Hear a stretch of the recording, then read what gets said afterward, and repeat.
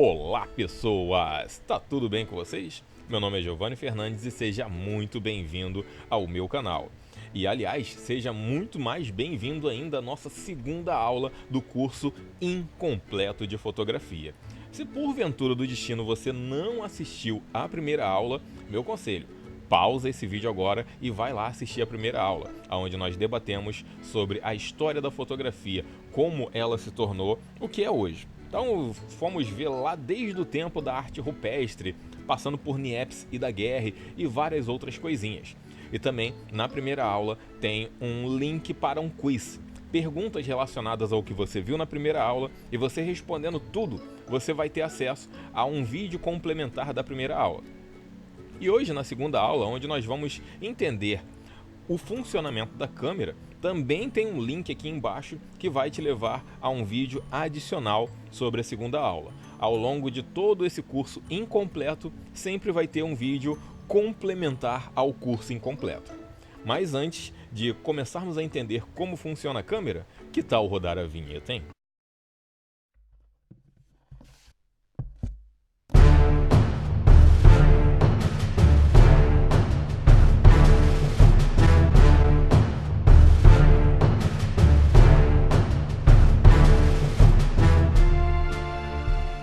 Muito bem, pessoas, vamos começar entendendo como se acreditava que enxergávamos as imagens antigamente. Presta bem atenção, antigamente as pessoas acreditavam que os nossos olhos lançavam raios, e esses raios, ao colidirem com os objetos, se formava a imagem. Mas isso tem muito tempo, é lá no tempo que o pessoal acreditava que a Terra era plana. Hoje nós já entendemos que a luz é uma onda eletromagnética e um determinado feixe dessa onda vamos dizer assim, o ser humano consegue enxergar. Por exemplo, qualquer coisa acima do violeta, que seria o ultravioleta, nós já não enxergamos mais. E qualquer coisa abaixo do vermelho, que seria o infravermelho, nós também já não enxergamos mais. Mas isso não significa que não dê para enxergar. Nós podemos utilizar aparelhos como esse aqui. Esse celular, apesar de ser bem antigo, que é um Samsung S3 Mini, ele consegue enxergar a luz infravermelha.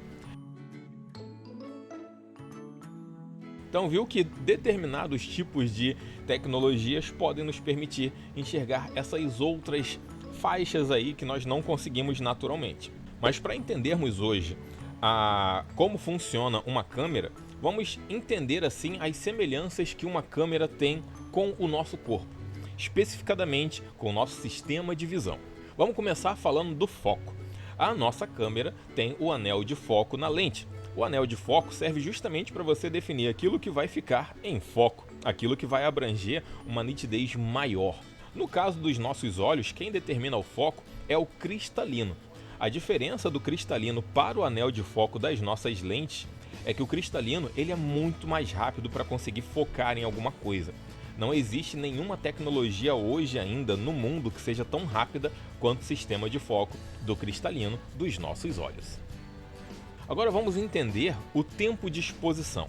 Na nossa câmera, o tempo de exposição quem controla é a cortina. Essa cortina do obturador, ela abre e fecha, permitindo que a luz chegue até o sensor ou ao filme analógico, seja lá o que for.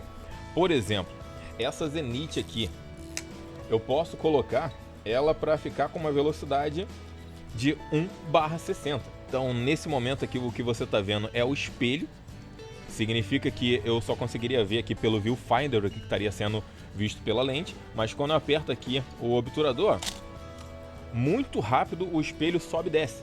É sinal que uma cortina, nesse momento o espelho subiu, uma cortina também abriu revelando, no caso aqui da Zenith, que é a câmera analógica, ela revelaria o filme analógico.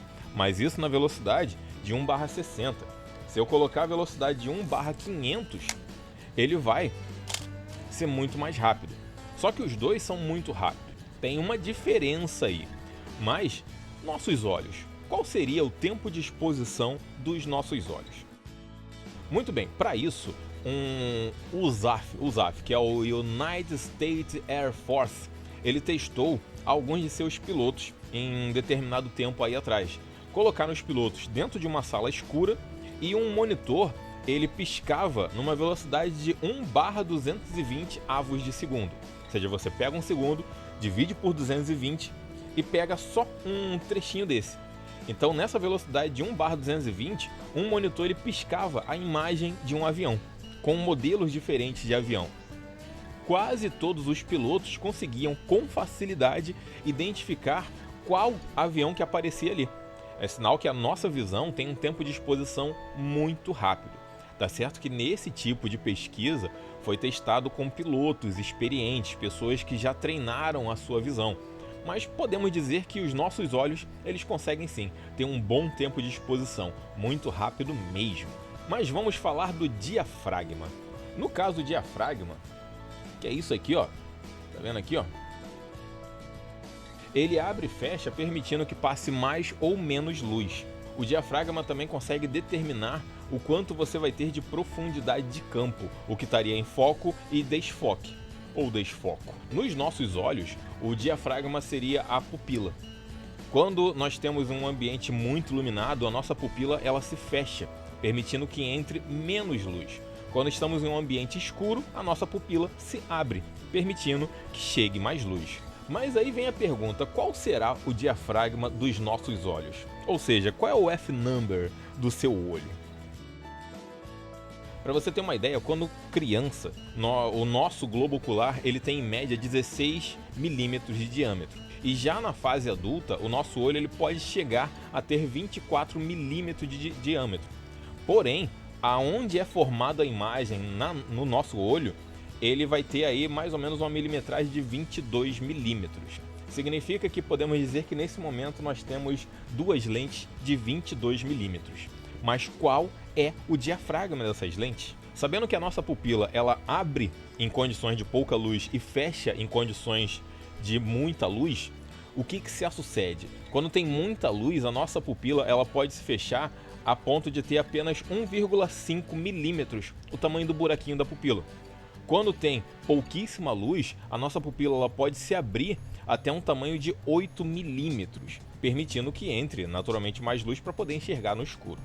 E podemos fazer um cálculo bem simples com isso. Vamos pegar os 22 milímetros, que é o tamanho da nossa lente ocular. Esses 22 milímetros, se eu dividir por 8, eu vou chegar ao valor de 2,75. Sabendo que 22 milímetros é o, vamos dizer assim, o comprimento focal da nossa lente ocular e que 8 milímetros é o tamanho do buraquinho da pupila que está permitindo que a luz passe, nós chegamos nesse valor de 2,75 justamente porque 2,75 é o diafragma dos nossos olhos. Mas 2,75 é um número quebrado demais. Vamos arredondar para 2,8. Ou seja, nossas lentes de 22mm aqui agora, nesse exato momento, elas podem trabalhar em f2.8. Será que os nossos olhos é lente série L? Mas para melhor entender, vamos imaginar uma câmara, um espaço fechado. E não tem nada que permita que chegue luz lá dentro. Para poder entender como funciona a câmera, vamos então imaginar essa câmara. Para que uma imagem possa ser projetada dentro dessa câmara, eu preciso que tenha uma atmosfera com alguma coisa sendo uma luz emissora e algo que possa receber essa luz. Essa câmara, ela precisa deixar a luz passar por algum lugar, por algum orifício. Por isso que eu peguei uma caixa de sapato, isolei todos os lugarzinhos que poderiam estar passando luz e deixei a luz passar por um único ponto. Fiz um furinho ali e coloquei o meu celular dentro dessa caixa de sapato. Olha o que acontece quando eu aponto essa caixa de sapato para a janela, que lá fora está sendo iluminado pelo sol.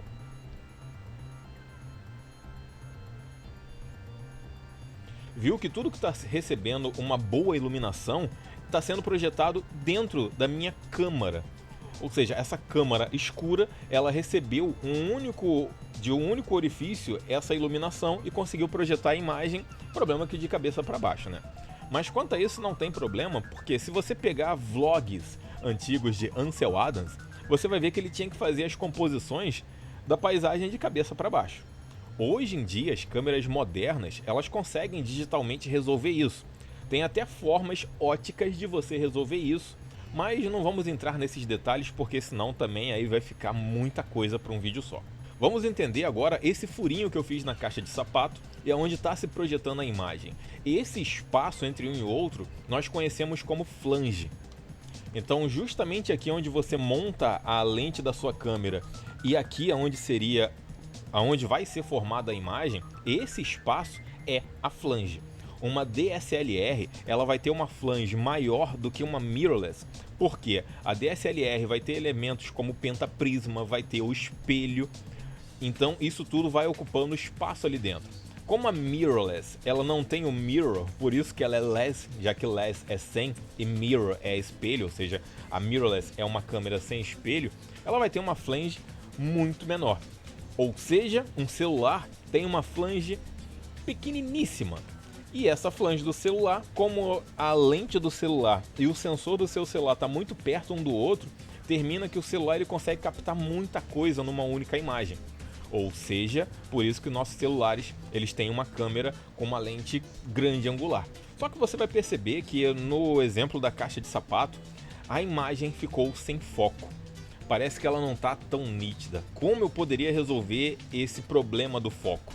Aí que eu colocaria justamente isso nos meus equipamentos. Colocando uma lente, o conjunto óptico dela, ou seja, os elementos ópticos internos junto com o anel de foco, vão te facilitar para que você focalize a imagem, deixe ela mais nítida. Vamos entender também o seguinte, a lente com seus elementos ópticos, elas não foram criadas da noite para o dia, mas constantemente está se evoluindo todo esse processo para que tenhamos cada vez imagens com mais nitidez. E o bom é que graças à nossa lente e o diafragma, nós podemos controlar até a profundidade de campo. Para você ter uma ideia, algumas lentes antigas, a profundidade de campo era regulada com uns disquinhos de metal que você colocava dentro que tinha um furinho, já com o diafragma. Isso aí era o sistema Waterhouse. Se você quiser saber um pouquinho mais desse sistema, eu já fiz um vídeo aqui no canal onde eu falei desses tipos de lente. E já falei de vários outros tipos de lente, como essa que está aparecendo aí agora.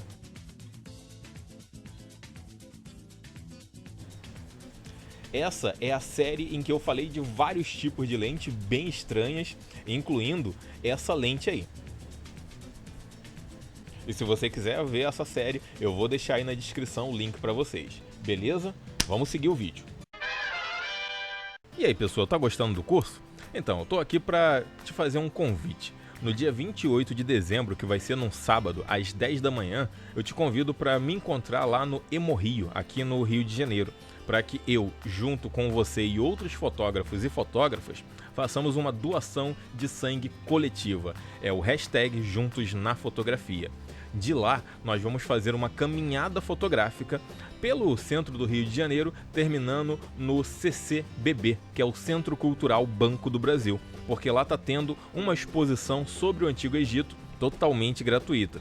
Lá nós vamos então preencher de conhecimento nossas mentes e depois nós vamos pegar um passaporte, que é o passaporte Caminhos do Brasil. Eu acho que esse é o nome, eu não decoro o nome. Esse passaporte vai nos dar direito a conhecer outros 10 museus do Rio de Janeiro, totalmente gratuito. E no mês de janeiro de 2020, nós vamos todo domingo conhecer juntos 2 museus. Nós vamos em um, absorvemos o conhecimento, fazemos uma caminhada fotográfica até o outro museu.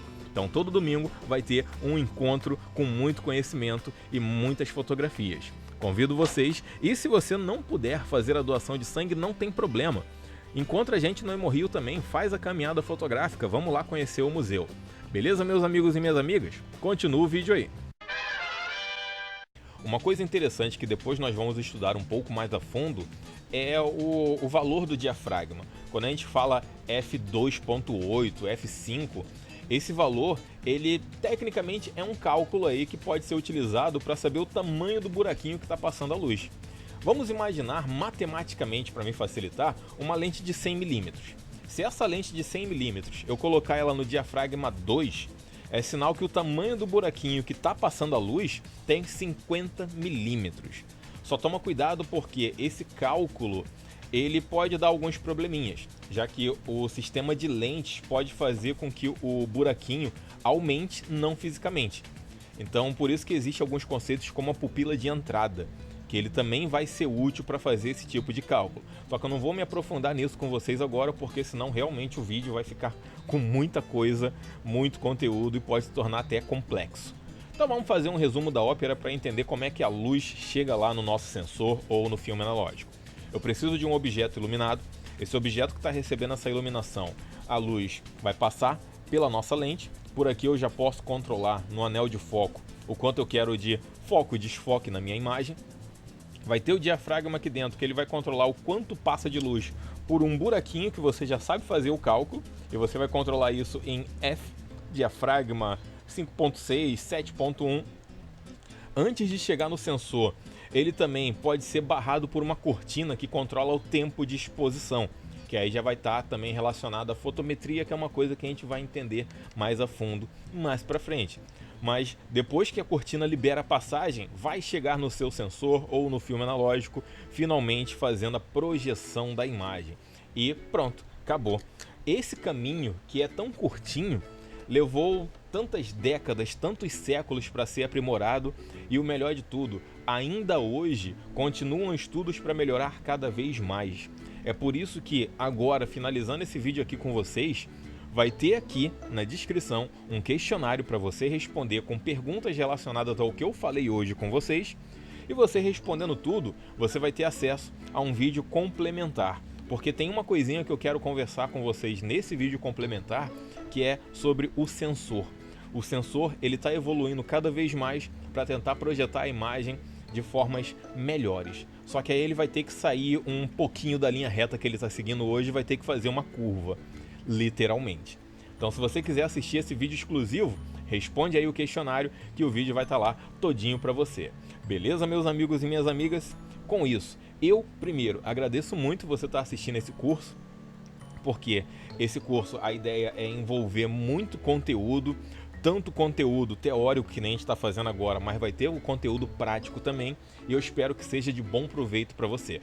Mas se você gostou mesmo, eu gostaria muito de pedir um like e que você compartilhe com seus amigos. Vamos tentar fazer com que tenhamos uma geração de fotógrafos empenhados no estudo, que tenham a técnica e a prática, porque o conhecimento é a melhor coisa que nós podemos ter, porque o conhecimento é um tesouro, e quanto mais você compartilha, mais rico de conhecimento você fica. Com isso, meus amigos e minhas amigas, eu vou ficando por aqui. Espero que vocês estejam na sombra, porque eu estou com muita paz.